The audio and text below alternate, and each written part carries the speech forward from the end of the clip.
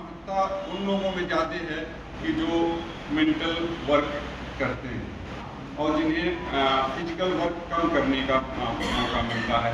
तो ऐसे में योगा एक ऐसा साधन है जो कि हमारे फिजिकल फिटनेस को, मेंटल फिटनेस को बरकरार रख सकता है और वही देश आगे बढ़ेगा, विकसित होगा, जिसके लोग फिजिकली एंड मेंटली फिट। तो जो फिजिकली और मेंटली फिट होगा वह उस देश के लिए काम भी ज़्यादा करेगा, वह एक पॉजिटिव थिंकिंग के साथ आगे आएगा और राष्ट्र का विकास होगा। इसलिए आज की इस 11th इंटरनेशनल योगा डे पे मैं आप सभी को बहुत बहुत बधाई देता हूँ और आपका अभिनंदन करता हूँ कि आप सभी लोग आए। और अभी इसके बाद से हमारे पास एक ट्रेनर हैं जो कि योगा के ट्रेनर हैं और वो हम लोगों को बताएंगे कि कैसे कैसे योगा करना है। तो जब आप एक बार ये सीख लोगे तो आप घर में भी हाफ एन आवर 20 मिनट का भी कर लेंगे। तो आपको देखो, आप पढ़ते पढ़ते आप फील करोगे कि अभी दिमाग ब्लॉक हो रहा है, फिजिकल हमारे जो है वो लिथार्जिकनेस बढ़ रही है। तो उसको अगर योगा आप 20 मिनट कर लेंगे तो फिर आप फ्रेशनेस महसूस करेंगे और फिर नई ऊर्जा के साथ पढ़ेंगे। तो इसका उद्देश्य यही है कि हम अपने लोगों को, पूरे विश्व के लोगों को फिट रख सकें। इसीलिए योगा का प्रचार प्रसार है और आज 21 जून को ही हर वर्ष यह मनाया जाता है। तो आप याद रखें कि और आज यह योगा धनुष के नाम से भी या योगा संगम के नाम से आज इसको दिया गया है, योगा संगम योगा धनुष।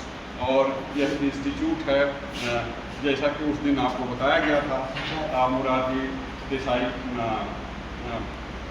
योगा इंस्टीट्यूट है और वहाँ से, और जिस कार्यक्रम के तहत आप हैं डॉक्टर आम्बेडकर फाउंडेशन, सो DAIC doctor Ambedkar international centre के तहत यह प्रोग्राम है।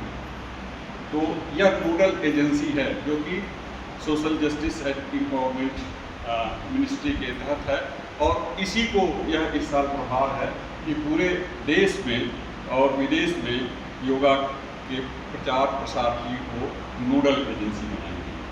तो और जिसके तहत ये कार्यक्रम चलता है। तो हमारी जिम्मेदारी ज़्यादा है कि योगा का प्रचार प्रसार हो और उन ग्रुप तक भी जाए कि आप जहाँ के रहने वाले हैं आप उनको बताएं, अपने उन साथियों को भी बताएं, अपने घरों में भी योगा के महत्व को बताएं कि यह कैसे हमारे फिजिकल और मेंटल फिटनेस को बरकरार रखता है। आप देखेंगे कि आपको सांस लेने की पद्धति बताई जाएगी, आपको एक्सरसाइज की पद्धति बताई जाएगी, जिससे हर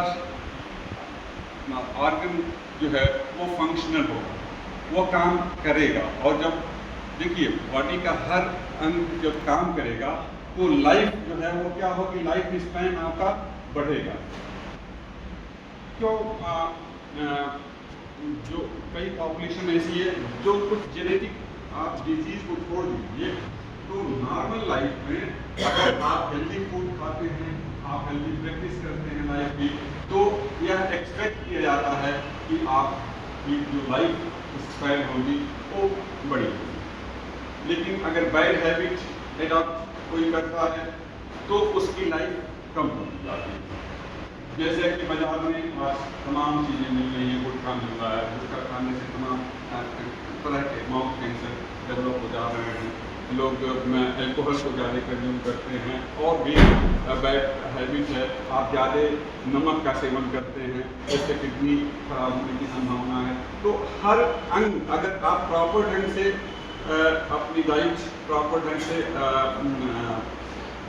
लाइफ को फॉलो कर रहे हैं, आप फिजिकल एक्सरसाइज कर रहे हैं, मेंटल एक्सरसाइज कर रहे हैं, तो यह एक्सपेक्ट किया जाता है कि हमारी लाइफ जो है वो लंबी होगी और स्वस्थ होगी। लंबी के साथ साथ क्या जरूरी है, स्वस्थ होना जरूरी है, हेल्दी होना जरूरी है। तो उस हेल्दी लाइफ के लिए यह योगा अमृत का काम करता है। यह एक रामबाण है। रामबाण कहने का मतलब कि अचूक। रामबाण का कहने का क्या मतलब है कि अचूक।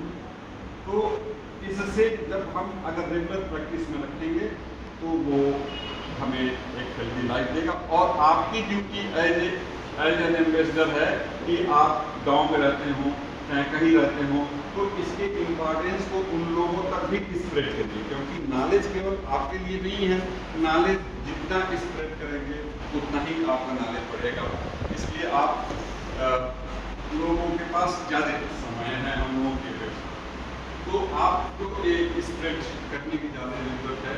और यह जिंदगी में याद रखिए कि जिन जिन लोगों ने अपने नॉलेज को स्प्रेड किया है उनका नॉलेज हमेशा बढ़ा है, हमेशा वो समाज में उनका ठीक रखना रहा है। और जो लोग जैसे कई लोग